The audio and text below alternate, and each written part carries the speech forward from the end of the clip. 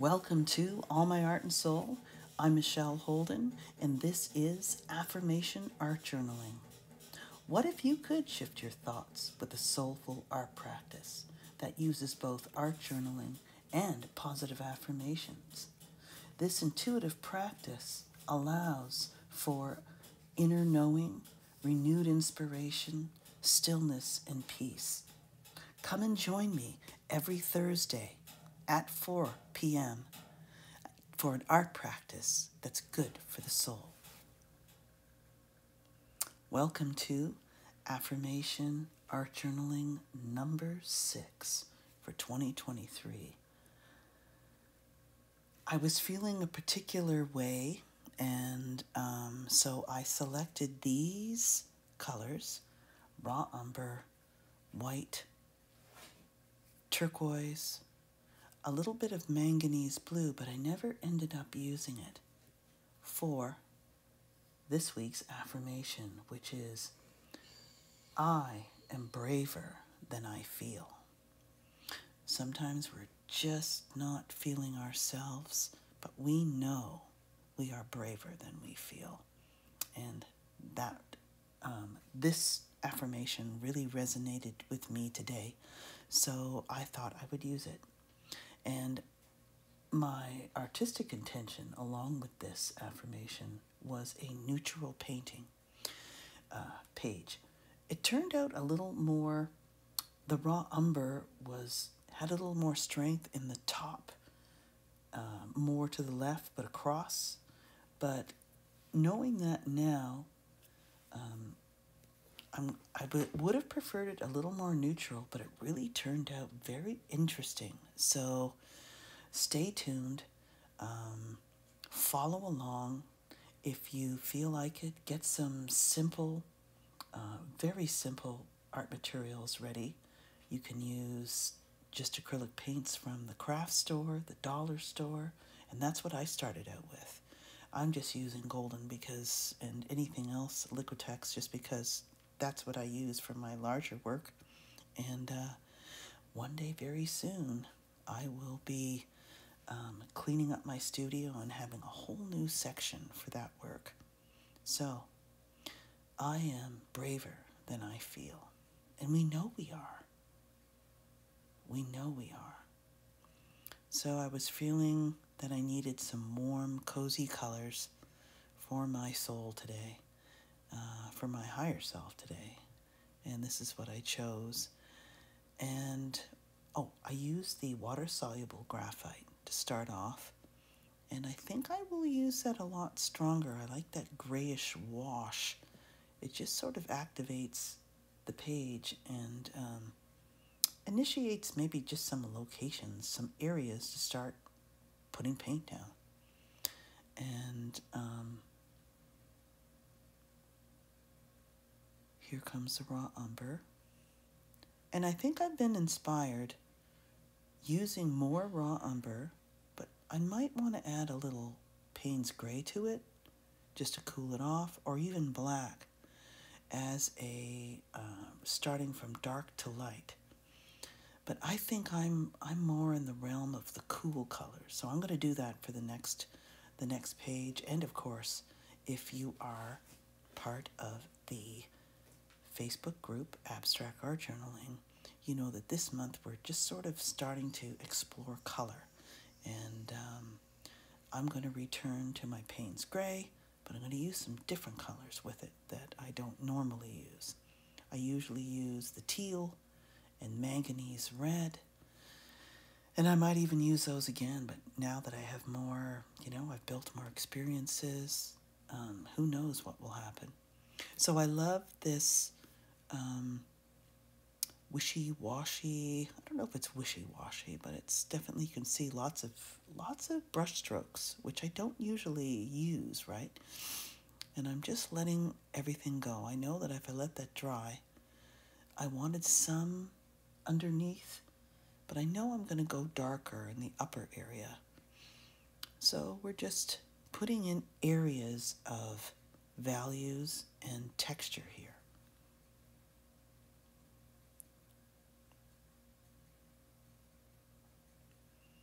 So I'm using the brayer just to eliminate some brush strokes. And now I am picking up the collage that I was inspired by, which is a similar neutral, and I really love using similar neutral paints with neutral collage, and it just adds a really lovely subtle value in that area. And I'm liking that how the words or the graphite, water-soluble graphite, shows through here. So covering or veiling, but not veiling everything. So you're letting it peek through. So that's how you can retain some of your very first initial layers. But don't, not thinking about, not going in that area or whatever. It just has to happen on its own. Just like I need my shapes to happen on their own, or without very much thinking at all. And that one, so usually I start lower. It just didn't suit it. It just suited the upper area. I really like that for a change. This is the newsprint paper, marked with paint, and then dipped in a coffee dye. Folded up in 8 sections, of course. And when you unfold it, it's very delicate. It might even be manila paper. That already really, really yellowy stuff. Yeah. I don't know if I have any of that left, but I'll just use newsprint. It probably will fall apart if I soak it in coffee. And you need to use a denser paper that could withstand all that water. So, loving these neutral, handcrafted little leftover pieces because of the speckles in them. And it reminds me how I like to finish my pages with speckles, even in just a certain area. So I'm thinking, wow, what if I used a stencil in a particular shape, subtle shape, and had the speckles on one side have a cleaner edge and then fade to a softer edge? That's a good way to do it. I think I'm going to try that. And I'm loving this. I think it was just a regular pen, waterproof pen, of course, not a Sharpie or anything, but I liked how it was very thin. And this is rice paper. Actually, no, it could just be tracing paper. That's what it is. So it's pretty delicate. I have to be careful, but I love how translucent it is.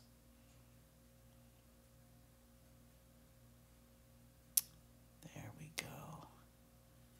Trying not to get too many. And it starts to melt into the page. Oh, already some is gone. Push too hard, but that's okay. You can cover that up with paint. You can pick up the white. And this is the transparent white, by the way, by Liquitex. This is the super large, the large tube. So I picked that up at Michael's. I still can't believe my art store in Barrie is closed. I think if any of you know Curry's art store. Oh, that used to be a main art supply, but I guess everybody's ordering on Amazon, so what can you do? So then here is the color shaper, keeping in mind that it was transparent white, and I knew if I put enough on certain areas I wanted to leave opaque, and other areas I wanted definitely a thinner layer, and just play with the edges of this paper. I didn't want the clean edge of the paper showing in all parts. Really liking how the smoothness of the color shaper picks up the texture of the paper. It's a lot more sensitive than a brush, even when you put the brush on its side, so give that a try. And notice I'm using a very simple palette. So all the colors, I'm mixing them together, and that's what I'm trying to do, is mix more. Still not mixing as much as I am wanting or learning, so that's why I'm exploring color more. And so your work just has more cohesion. And I thought a touch of blue would work, but it doesn't. It's just blatantly sticking out. And thinking of I am braver than I feel, I wasn't really feeling that brave. So I wanted to just stay neutral. And I'm really liking that, just that writing. That's just automatic writing, just with pen, and writing down your thoughts, other affirmations if you like. And they don't need to match. It's more of the energy that matches, the feel. That's what, as you figured out, or I'm figuring out, that's what my work is all about, is more the feel and the energy. I'm really loving what affirmation art journaling can provide.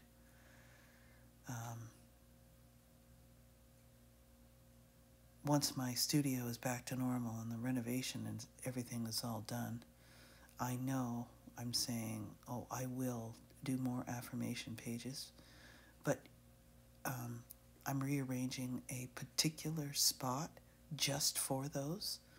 And so anytime, I'm sort of like filling up a corner, moving so I can have my binders and all my writing and all my thinking stuff on one table, and then opening up where my art journaling table is with an area that is on the wall, and I can play with larger canvases, take them down, work on them horizontally, vertically. So this was the Posca marker, and it likes to drip. And I don't know if it was my older one or the new set. The new set isn't giving me the trouble that one was, but it's okay. So it's just like this drip scribbly thing. And I like the white instead of going black this time, because of course I already have those black lines down below, so it's opposite. And as you well know, whatever collage pieces are resonating with you, maybe none of them are, so then you need to make a whole new batch with new patterns, new anything that sort of goes with the work you're creating at the time and currently. And that's what I find happens. Your collage papers need to keep up with what you're doing. So I'm trying not to overmake them, just make enough. And loving how, I love my hand motions. The horizontal broken line on top of those swirly, very thin lines. What a nice difference. So it's just these atmospheric layers and things interacting with each other. And that little odd shape there floating in space. And then I thought, okay, it needs some dark across from all of that very light lower right-hand corner. And I decided to come down at a slight angle and just leave it. So I'm learning to be more free in some areas, just slowly evolving my sense of differences for my marks and my authentic voice. So I hope you are as well. I'm getting another really terrible cold where I have to stop the recording, accept that, and go back, and because I would be coughing my head off, so I can't have that on my videos. So I was checking out my stencils on the left there, and I didn't want to go really super black, but in hindsight, I think that might have looked better because we've got so much raw umber already. So I'll keep that in mind. And that crackly old kind of, those marks look really cool. Now this sponge doesn't seem to be getting through them, but it's okay.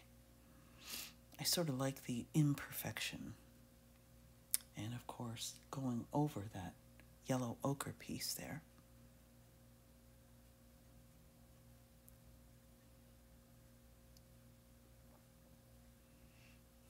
If I was just putting in, like, not an affirmation, I would have put that text near where that ochre piece is and left it, but I know I'm going to be putting my words in. And they would be competing with each other, so be too busy. So, checking out my circles, no. I like that top, just the top portion. Yeah, it looks really cool. So I'm really thinking of my words, but I know what my words are. I am braver than I feel. And I just wrote it in there with my font, and I was thinking, I could probably have printed it out with a nice font on a page, and then put it in. Especially with that old-fashioned typewriter font. I really like that. So while I'm thinking about that, I'm scouring through my leftovers and find this old leaf. And I was going to put that in, but it was too much. Here's all my stuff. So these are like cardboard stencils that I make, find, and really cool leftover packaging or objects in the house. So I was thinking the same value, but in blue, and it's just too contrasty. No, it's not going. So I keep this monochromatic, and it really does work, I believe. Too many lines. So already, this piece has already said what it needs to say, and all I really need to do is write down my affirmation. So I'm just testing to make sure. And I already did those squares in the previous one. So, instead of black, I choose the transparent white, which is very subtle, almost too subtle.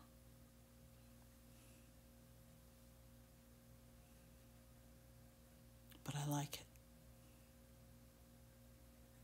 It's a nice change.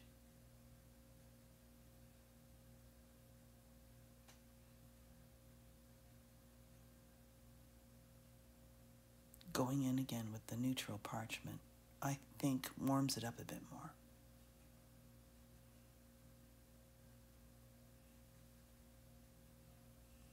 I just needed a fingerprint thing there. I don't know. It's like, I don't know what it means, but I just like that. So I put another one up at the top.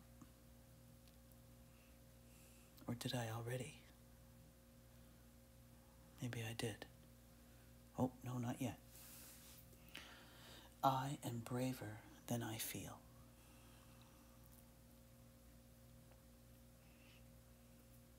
And I think we all are. We just need to come to that point in our lives.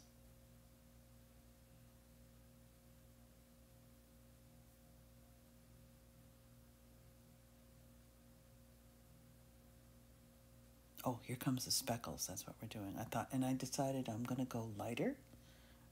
And around that interesting object, floating little piece of something up there, I like the energy in the upper layer.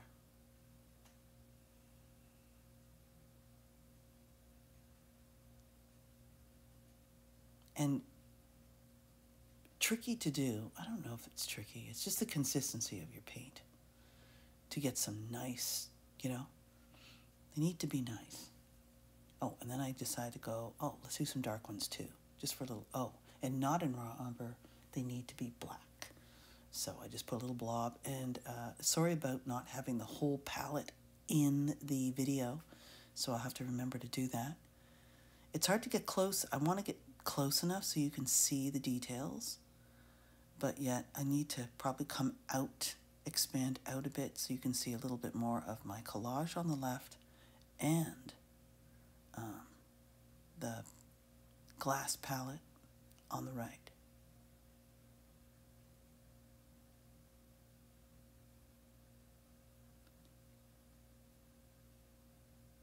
And we are coming up to the end where I think I add a little black to that upper left-hand corner. And I put in a little shape just with my finger. But now I don't want to smudge those little speckles, so I just drying them up a bit. And just darkening that up a bit, giving it a bit more weight. I really think that helps.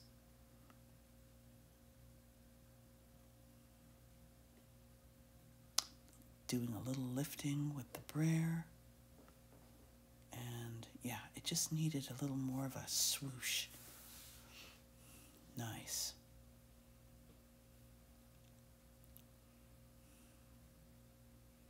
So it takes on a different, depending on how you look at it, right? It can be anything, but I don't like to do that with my abstract. I don't like to relate it to representational stuff. So, anyway.